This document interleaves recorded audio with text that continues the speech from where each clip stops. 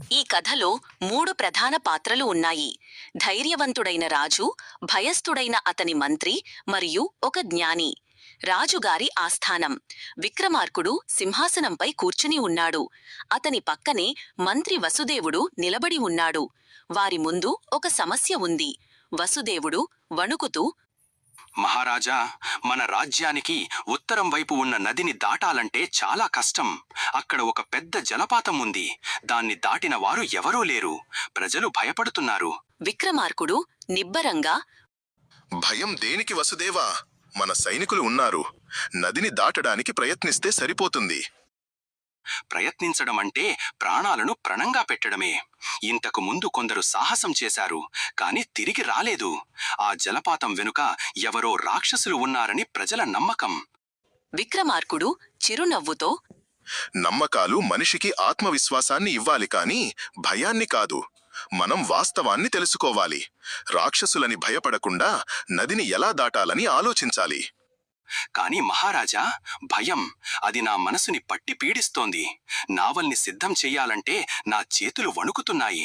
అదే సమయంలో ఆస్థానంలోకి ఆచార్య చంద్రగుప్తుడు ప్రవేశిస్తాడు. విక్రమార్కుడు లేచి నమస్కరిస్తూ, ఆచార్య, రండి, దయచెయ్యండి. మా సమస్యను మీరే పరిష్కరించాలి. ఏమి జరిగింది రాజా? మంత్రి భయపడుతున్నాడు. ఉత్తర దిక్కున ఉన్న నదిని దాటాలంటే భయమంటాడు. జలపాతం వెలుక రాక్షసులున్నారని జడుసుకుంటున్నాడు. చంద్రగుప్తుడు వసుదేవుడి వైపు చూసి, వసుదేవా, కళ్ళు మూసుకో. వసుదేవుడు ఆశ్చర్యపోయినా ఆజ్ఞను పాటిస్తాడు. కళ్ళు మూసుకుంటాడు. ఇప్పుడు చెప్పు, నీకు ఆ నది కనిపించిందా? లేదు ఆచార్య, నాకు ఏమీ కనిపించడం లేదు. నా మనసులో ఉన్న భయం తప్ప. ఆ భయం ఎక్కడి నుండి వచ్చింది? నదిని దాటలేమని కొందరు చెప్పిన మాటల నుండి, నేను ఊహించుకున్న రాక్షసుల నుండి. అంటే ఆ భయం నీ లోపలే పుట్టింది, బయట లేదు కదా? వసుదేవుడు నెమ్మదిగా కళ్ళు తెరుస్తాడు. భయం అనేది ఒక చీకటి గదిలాంటిది. మనం అందులో కూర్చుని ఉంటే చుట్టూ ఉన్న ప్రపంచం కూడా చీకటి అనిపిస్తుంది.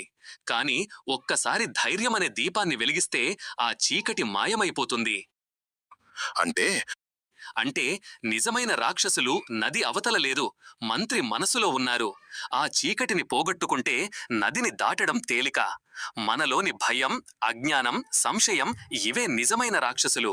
వసుదేవుడు ఆలోచిస్తూ, నిజమే ఆచార్య, నా భయం వల్లే నేను అసలు సమస్యని చూడలేకపోయాను. నదిని ఎలా దాటాలనేది సమస్య, రాక్షసులు కాదు.